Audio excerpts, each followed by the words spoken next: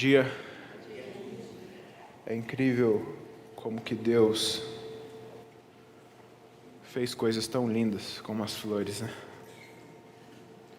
Que nos encantam. Não só porque são belas, mas pelo cheiro também, né? Eu gosto muito da dama da noite, porque sempre que você passa, você sabe que tem uma por ali, eu começo a procurar. E eu agradeço muito a Deus quando eu sinto o cheiro dela e falo: Deus, obrigado porque eu estou sentindo esse cheiro tão gostoso. Deus está fazendo coisas maravilhosas no nosso meio.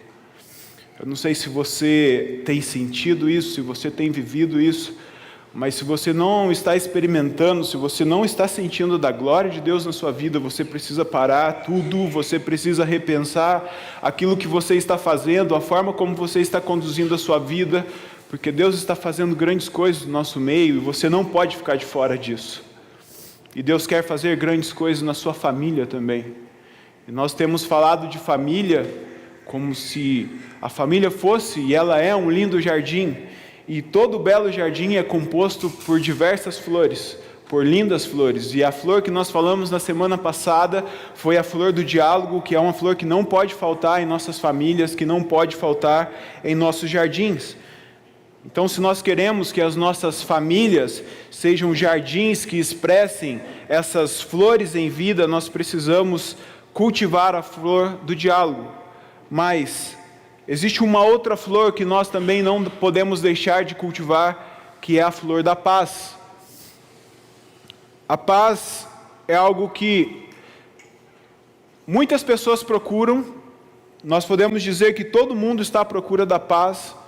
Vivemos em um mundo tumultuado, um mundo em conflito, um mundo desesperado por paz.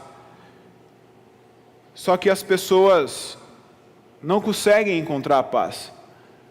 Se você fizer uma pesquisa com a palavra paz na internet, você vai ver que existem vários sites, vários blogs, vários escritores que dão fórmulas de você encontrar a paz interior, de você encontrar uma forma de viver em paz. Existem várias definições de paz. Esse é o mundo que nós vivemos.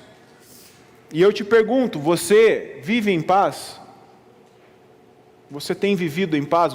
Você tem desfrutado de paz? Na sua família, na sua casa, no seu lar, tem paz?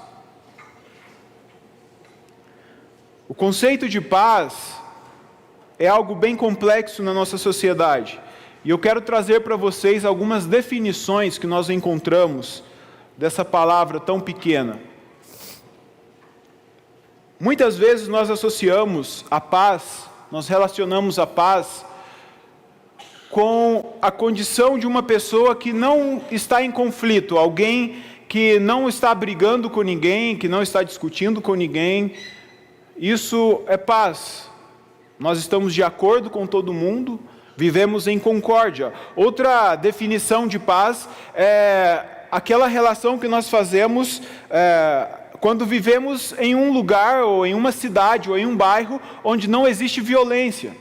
Nós vemos muitas pessoas que saem, por exemplo, dos grandes centros para morar em cidades como as nossas cidades aqui, Jundiaí, que eu ainda considero uma cidade grande, Vinhedo, Valinhos, porque São Paulo, Rio de Janeiro, Campinas são cidades onde nós não encontramos paz. É o tumulto do trânsito, é o barulho, o estresse, a correria, e elas procuram essa paz.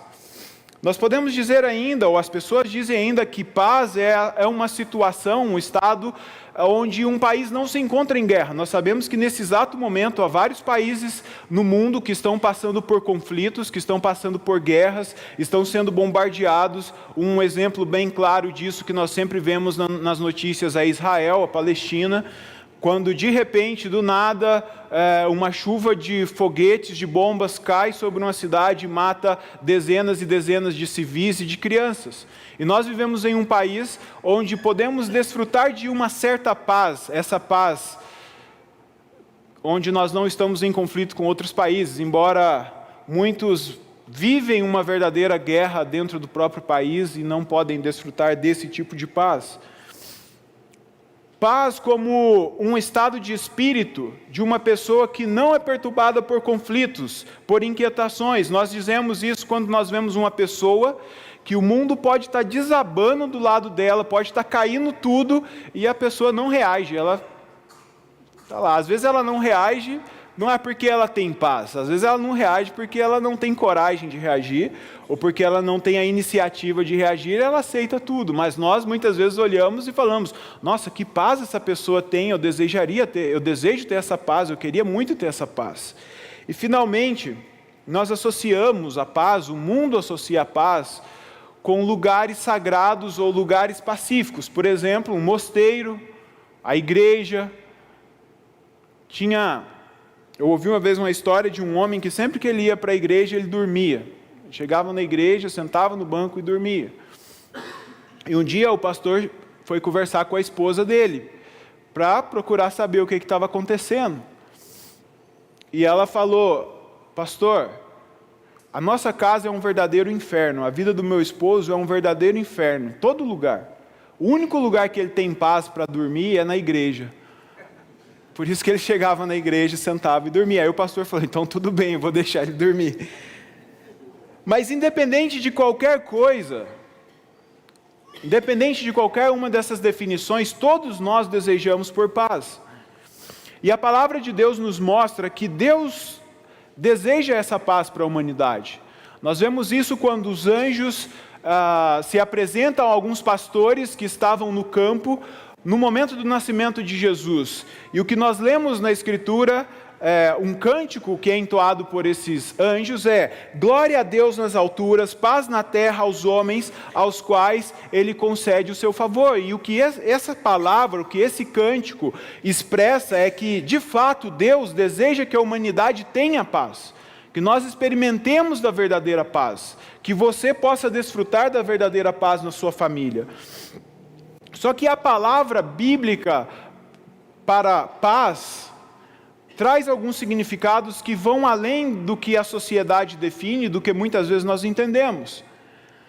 Quando nós falamos de paz na Bíblia, a palavra que é usada é a palavra shalom, e shalom significa uma quantidade de coisas. Veja bem, completo no sentido de completude.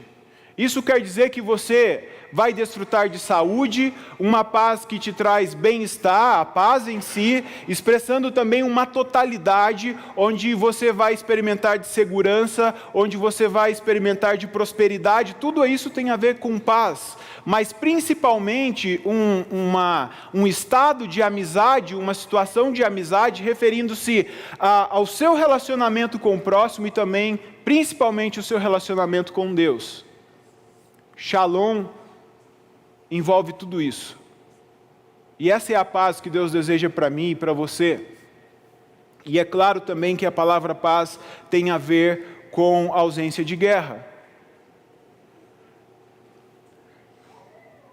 O Salmo 128 é um salmo que nos mostra como nós podemos cultivar essa paz, essa shalom de Deus. E eu quero te convidar a ler comigo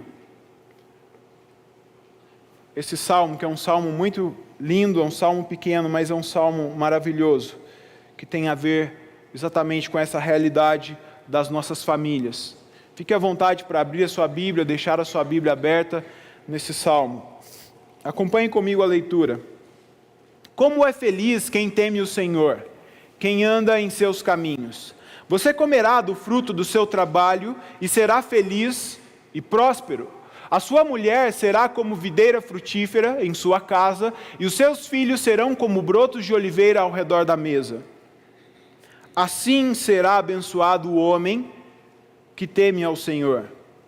Que o Senhor abençoe e o abençoe desde Sião, para que você veja a prosperidade de Jerusalém todos os dias da sua vida, e veja os filhos dos seus filhos, haja paz em Israel. Como obter essa paz? Como você pode desfrutar dessa shalom de Deus? Essa é a grande questão. Muitas pessoas dizem por aí: tudo que eu gostaria de ter é um momento de paz na minha vida, tudo que eu gostaria de experimentar é um pouco de paz. E isso nos leva a pensar no seguinte: será que você, assim como o homem que eu acabei de falar, que dormia no banco da igreja, também vive um verdadeiro inferno no seu trabalho, na sua família principalmente, com seu esposo, sua esposa, seus filhos, seus pais? A maneira, a forma, o modo de nós plantarmos flores de paz nesse jardim maravilhoso que é a nossa família, essa paz que vai além das circunstâncias, passa primeiramente por uma coisa que Deus está falando muito aqui nessa manhã, que é o temor do Senhor. Enquanto nós estávamos adorando aqui, eu tive uma visão. Deus me mostrou algo que eu nunca tinha visto dessa forma antes. E aí depois o Yuri contou o que ele contou, o pastor Ricardo fez a oração com as crianças de joelho, a oração do Reis, e tudo encaixou perfeitamente com o que eu vou falar aqui. Nós temos o costume, e é muito fácil para nós, visualizarmos Jesus, vermos Jesus como nosso Salvador, como a pessoa que morreu por nós, o homem que se entregou por amor por nós. Isso não é ruim, isso é muito bom. Você precisa realmente entender que Jesus é essa pessoa, que se humilhou, que se fez homem, que se fez carne, que sofreu e que se entregou. Só que muitas vezes nós esquecemos que esse mesmo Jesus, hoje, está sentado num trono, e Ele é rei. Mas Ele não é apenas o rei de um país, o rei de um estado, Ele é o rei do universo. Todas as coisas se submetem a Ele. Não são apenas todas as pessoas que se submetem a Ele, são todas as coisas. A natureza se submete a Ele, os átomos se submetem a Ele. Tudo se submete a Ele. Os animais, tudo, nada escapa do domínio de Jesus Cristo, o Rei dos Reis. Nada. E temor tem exatamente a ver com isso, porque muitas vezes nós nos esquecemos que quando nós estamos na nossa casa, quando você está no seu lar, quando você está discutindo com o seu marido, com a sua esposa, quando você está lidando com seus filhos, você se esquece que Ele continua sendo o Rei. Só que esse Rei não fica só no trono, Ele vem e Ele se relaciona conosco na nossa casa. Ele está conosco, Ele está aqui agora. Ele está em nós. E temor tem a ver exatamente com isso. Temor tem a ver com você entender quem Jesus é, quem Deus é. É você ser envolvido de um modo tão profundo por quem Ele é. É você ser tomado de um modo tão especial pelo amor dEle, pelo amor que Ele manifesta, a ponto de você ficar deslumbrado, a ponto de você ser tomado de um desejo reverente por Ele. E você se aproximar dEle e assim ser transformado pela sua presença. O conceito de temor muitas vezes é deixado de lado, porque nós achamos que por viver na era da graça, nós estamos vivendo a graça, um momento onde a graça de Deus é manifesta, nós podemos fazer o que nós queremos. Muitas pessoas acham que não tem problema pecar. Não tem problema, é só um pecadinho, eu vou fazer isso. E nós vivemos num momento onde o amor de Deus excede todas as coisas, então não tem problema eu pecar, Ele vai me perdoar. Só que, se você de fato entendeu o que é a graça, se você de fato conhece aquele que morreu por você e se entregou na cruz por você, você vai conseguir realmente viver em temor. Do contrário, você não vai conseguir levar uma vida de temor.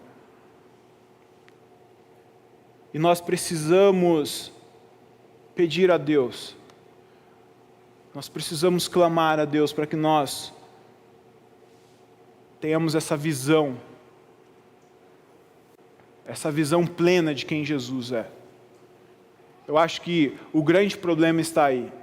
Nós não temos uma visão correta de quem é Jesus de fato.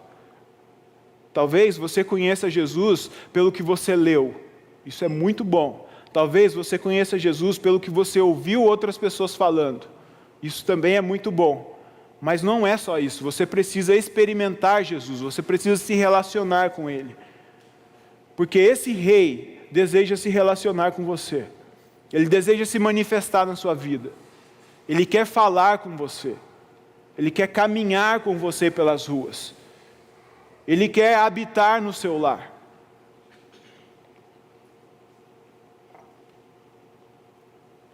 Lá no Éden, Deus vinha todos os dias falar com Adão e Eva. Todos os dias Ele vinha se relacionar com eles ao cair da tarde.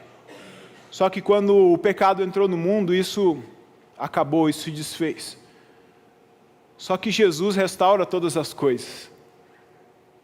Você percebe que o mesmo Deus que se relacionava todo dia com aquela família, Ele quer continuar se relacionando conosco todos os dias. Ele quer vir na nossa casa, no nosso lar todos os dias e se relacionar conosco. Manifestar a presença dEle dentro da nossa casa. Essa é uma realidade que muitas vezes a gente ignora.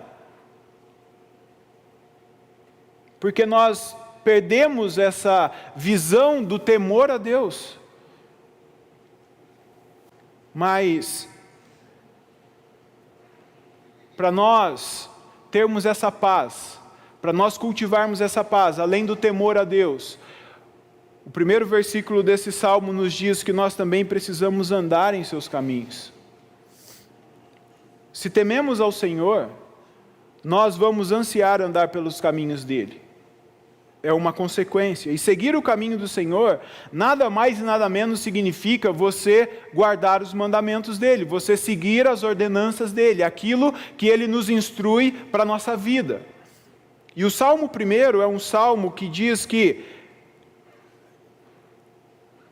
como é feliz aquele que segue o conselho, como é feliz aquele que não segue o conselho dos ímpios, ou seja, aquele que anda no caminho do Senhor. Não imita a conduta dos pecadores, nem se assenta na roda dos zombadores. Ao contrário, a sua satisfação está na lei do Senhor, e nela medita de dia e de noite. O problema que eu vejo hoje em dia é que nós muitas vezes nos deixamos levar pelos conselhos da cultura. Nós nos deixamos levar por aquilo que os nossos amigos nos dizem, os nossos companheiros de trabalho estão fazendo, pelas coisas que nós vemos nos filmes, as tendências. É isso que muitas vezes nos conduz, são os conselhos que às vezes até inconscientemente nós seguimos. E nós não olhamos para aquilo que a Bíblia diz, os conceitos de Deus, os conselhos dEle para a nossa vida, aquilo que Ele deseja que eu faça, que você faça. Qual é a imagem de família que você tem na sua cabeça? Qual é a imagem de pai que você tem na sua cabeça? Hoje é um dia maravilhoso, é o Dia das Mães, que na verdade não é só hoje, é todos os dias, deveria ser assim pelo menos. Qual é a imagem de mãe que você tem na sua cabeça? Qual é a imagem de filho que você tem na sua cabeça, de filha, de irmão, de irmã? Sabe por que eu pergunto isso? Porque muitas vezes a imagem que nós temos de filho, de filha, de pai, de mãe, de irmão, enfim, de nossos relacionamentos, não são moldados por aquilo que a Bíblia diz, por aquilo que Deus diz a respeito do que nós somos, mas é moldado por aquilo que a sociedade diz, por aquilo que as pessoas estão dizendo, por aquilo que a mídia está pregando por aí. E sabe o que é pior? Nós muitas vezes nem abrimos a Bíblia na nossa casa para ler em família, nós não fazemos isso. Como nós queremos andar nos caminhos do Senhor se nós nem mesmo temos amor pela palavra dEle e o desejo de conhecer aquilo que Ele diz a respeito da nossa família?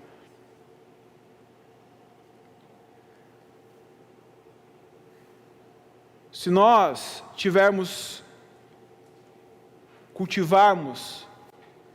para nós cultivarmos a flor da paz, nós precisamos entender que é necessário andar nos caminhos do Senhor. Agora, essa paz tem consequências. Eu acho fantástico isso, eu comentava com o pastor Ricardo que como pode ser tão simples assim, né? Como eu faço para desfrutar da shalom de Deus? Você precisa temer ao Senhor e andar nos seus caminhos. Você não precisa de terapia, de ir para um mosteiro, você não precisa procurar outros recursos. Você precisa temer ao Senhor e andar nos seus caminhos. É o que a Bíblia nos ensina. Agora, essa paz traz consequências. Se você desfrutar dessa paz na sua casa, você vai colher consequências. Assim como as flores têm um cheiro maravilhoso que se espalha quando você está próximo a um jardim, mesmo que você não veja, muitas vezes você consegue sentir o cheiro gostoso das flores. Essa paz também, ela tem consequências. E essas consequências, primeiramente, elas têm a ver com a nossa família. São consequências que você colhe dentro da sua casa. Se uma família desfrutar dessa paz, se uma família cultivar a flor da paz, ela vai colher tanto consequências na administração dos seus recursos financeiros, como também nos relacionamentos familiares. É isso que nós vemos no verso 2 e 3. Um grande problema dos recursos materiais é que, muitas vezes, em vez de eles trazerem para nós uma estabilidade, alegria, paz, de desfrutarmos deles com sabedoria e eles promoverem a união da família, eles fazem o contrário. Eles trazem brigas, conflitos, desunião, e eles acabam totalmente com a paz que deveria existir. Independente de quanto recurso Deus tem te dado, porque é Ele que nos dá, nós não podemos deixar que esses recursos financeiros virem motivo de guerra em nossas casas. Agora, para você desfrutar da maneira correta desses recursos que Deus coloca na sua mão, você precisa dessa paz. Se nós não tivermos paz, esses conflitos vão surgir. Agora, se você tiver paz, se você desfrutar da paz de Deus na sua casa, esses recursos vão ser para o bem. Esses recursos vão promover a união. E o que é mais interessante é que cada pessoa vai ser reconhecida por aquilo, pelo seu papel, por aquilo que ela faz. Cada pessoa vai ter o seu valor dentro de casa.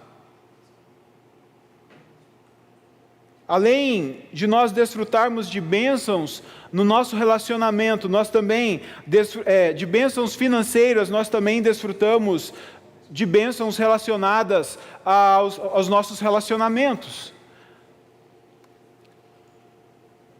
O versículo de número 3 diz assim: sua mulher será como uma videira frutífera e a sua casa, os seus filhos serão como brotos de oliveira ao redor da mesa. Isso fala de prosperidade, mas isso também tem a ver com relacionamento, tem a ver com você entender aquilo que cada pessoa é e você aceitar cada pessoa do jeito que ela é, da forma que Deus fez ela.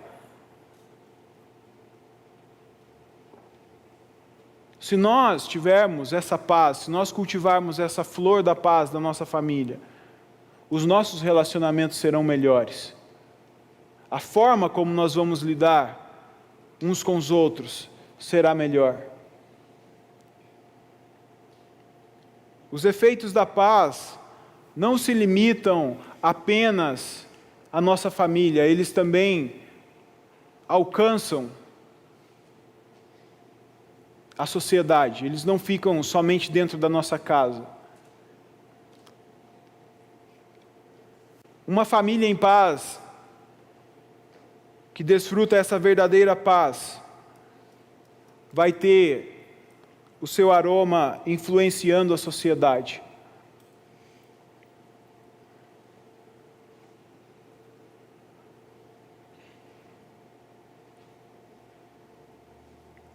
por onde você andar, no seu trabalho, aonde você estuda, por onde os seus filhos passarem, essa paz vai influenciar pessoas. Quando as pessoas olharem para você e elas verem a paz de Deus na sua vida, não vai ser aquela paz superficial, onde você simplesmente está aceitando todas as circunstâncias que acontecem com você, mas vai ser a shalom de Deus na sua vida. E as pessoas estão ansiosas por isso. As pessoas desejam desesperadamente por paz, e elas não sabem onde encontrar. Lá onde eu moro, no nosso prédio, no nosso bloco, às vezes a gente vai conversar com um vizinho, com outro, pedir alguma coisa emprestada ou emprestar, e eu olho nas portas, porque as portas geralmente têm ou no tapete do chão, ou algo pendurado na porta que expressa o que aquela família acredita. Então, alguns eu encontro algo que expressa a fé delas em Deus, o mesmo Deus que nós cremos, mas alguns creem em outros deuses e outras religiões. Só que o ponto é que não são religiões que vão trazer a paz. Nós não encontramos a paz em religiões. A paz se encontra apenas em Jesus. A shalom se encontra apenas em Jesus. E as pessoas estão desesperadas, porque elas procuram de toda forma isso, de toda forma. Em vários lugares. Não é à toa que quando nós olhamos as pesquisas, nós vemos que algumas religiões, principalmente religiões vindo da Ásia, têm aumentado em muito número de adeptos, porque elas pregam uma paz interior. Só que quando você conversa com a pessoa, você começa a perceber que ela não tem a verdadeira paz. No máximo que ela desfruta é de tranquilidade, mas paz verdadeira, como nós vimos, que é a paz que Deus deseja para mim e para você, a paz que nós aprendemos na Bíblia, elas não desfrutam. Então, que a sua família seja realmente como esse jardim que libera esse perfume maravilhoso para as pessoas que estão à sua volta. Que você possa levar essa paz para essas pessoas que estão desesperadas. Além de nós vermos a paz alcançando pessoas que estão à nossa volta, no nosso tempo presente, outro resultado que nós veremos é a paz se estender por outras gerações. Ou seja, não alcança só o presente, só a nossa geração, mas alcança outras gerações. Eu quero ler para você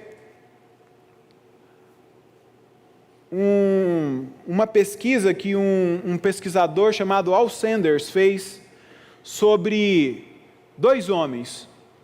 Um deles é um ateu que viveu no mesmo tempo que Jonathan Edwards, e o outro é Jonathan Edwards, que é um pastor, um dos grandes avivalistas, que foi usado grandemente por Deus.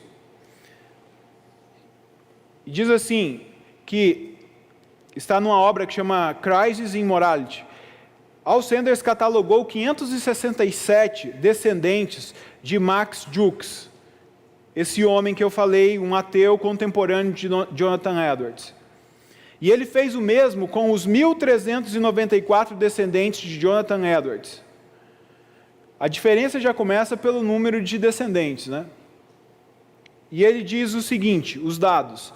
Max Jukes o ateu, viveu uma vida ímpia, e ele se casou com uma moça igualmente ímpia. Dentre as pessoas que resultaram dessa união, 310 morreram como indigentes. 150 foram criminosos. 7 se tornaram assassinos. 100 foram alcoólatras. e mais da metade das mulheres eram prostitutas. Esses seus 567 descendentes custaram aos cofres públicos dos Estados Unidos $1.250.000. Jonathan Edwards viveu na mesma época de Max Jukes, mas se casou com uma moça crente, temente a Deus, e foi feita uma investigação dos seus 1.394 descendentes conhecidos. E os dados são: 15 se tornaram diretores de faculdade, 65 foram professores de nível superior, 3 foram senadores dos Estados Unidos, 30 foram juízes, 100 deles foram advogados, 60 deles foram médicos, 75 foram oficiais do Exército e da Marinha Americana, 100 foram missionários e pregadores ao redor do mundo, 60 deles autores de renome, 1 foi vice-presidente dos Estados Unidos e 80 se tornaram funcionários públicos. 295 fizeram curso superior e alguns foram governadores de estados americanos e alguns outros foram diplomatas. Seus descendentes não custaram nenhum centavo ao Estado americano. A diferença é nítida, é incrível.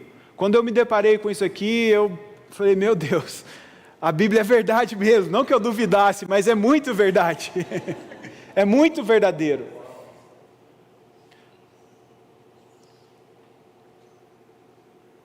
Normalmente, quando mulheres estão grávidas, Jundiaí tem mais mulheres grávidas e ganhando bebês do que aqui.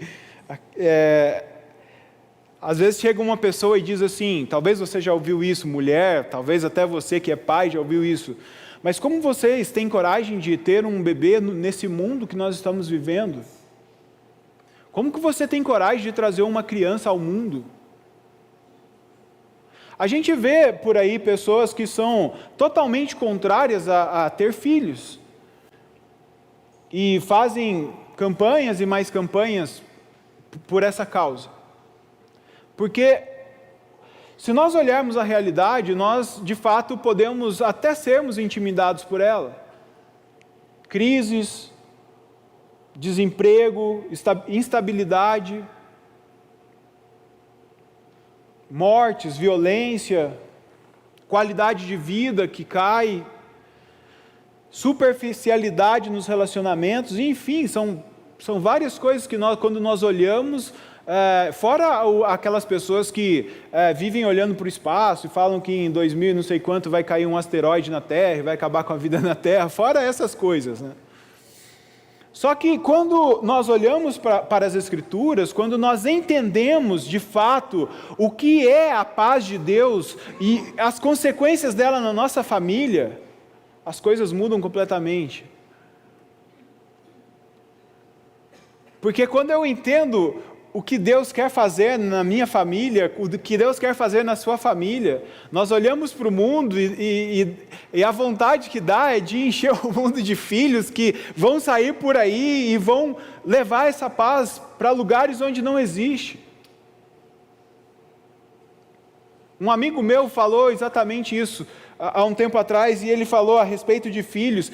Os nossos filhos precisam ser treinados para levar o Evangelho, treinados para serem agentes da paz aonde eles estiverem, para fazer a diferença no mundo.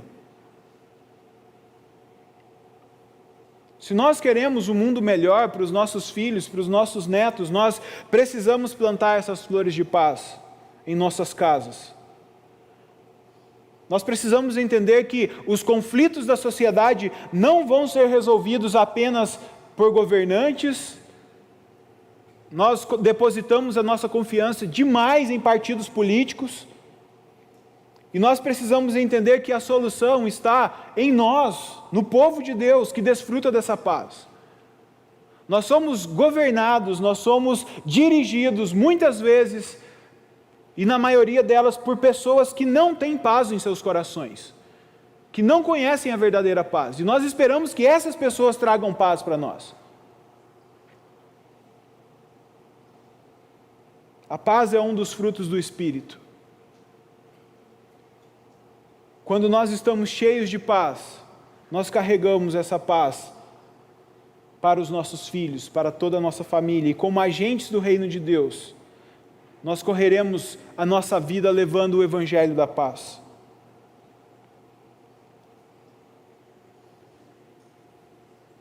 Muitas pessoas e muitas famílias, como eu já disse, estão com seus jardins cheios de flores murchas da paz. Ou talvez essas flores já foram até arrancadas. Pessoas sem paz lotam consultórios, procuram solução em religiões e nos mais diversos lugares. E eu te pergunto, você está em paz? A sua família está em paz? Você se deita toda noite para dormir em paz?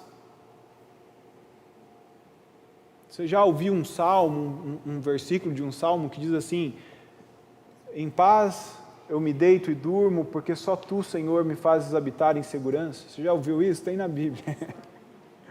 Minha mãe ensinava para a gente, quando a gente era criança, antes de dormir. Você tem desfrutado de paz? E eu quero te dizer que viver em paz é possível. Viver em paz é possível, porque o príncipe da paz, Jesus, habita dentro de nós. O príncipe da paz, aquele que ressuscitou, que venceu a morte, que venceu a depressão, que venceu a carnalidade, que venceu todas as coisas, Ele habita em nós. E por isso é possível nós desfrutarmos de paz. Por isso é possível nós levarmos essa paz para outras pessoas. Essa flor em vida no jardim da sua família será possível se você escolher se render ao temor do Senhor e seguir o seu caminho.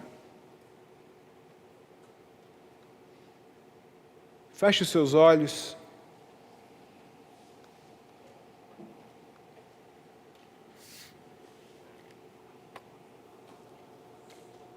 Pai,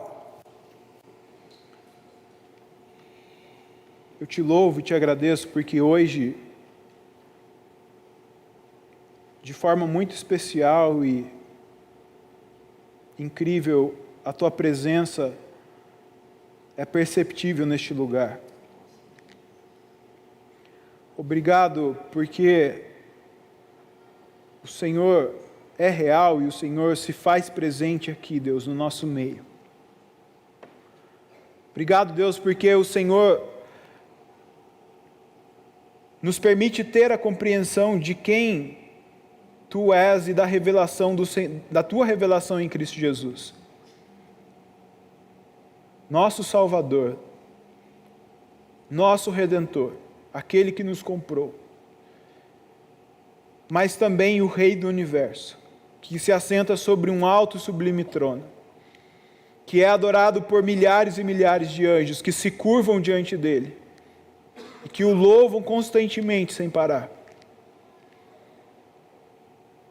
De forma incrível, de forma excepcional, nós somos alcançados, ó Deus, pelo Teu amor, porque a vida de Jesus está em nós, porque Jesus se manifesta diariamente em nossas casas, em nossa família, em nossos relacionamentos, e isso é uma verdade, isso é uma realidade que nós temos experimentado, Senhor. Mas eu sei que tem pessoas aqui que não têm experimentado isso. Eu sei que tem pessoas aqui, ó Deus, que não têm conseguido viver esse relacionamento de paz em casa, e muito menos expressar isso, ó Deus, para o mundo, para a sociedade. Deus, que isso mude a partir de agora. Eu sei que o Senhor quer mudar realidades aqui. Eu sei que o Senhor quer fazer a diferença em alguns lares aqui.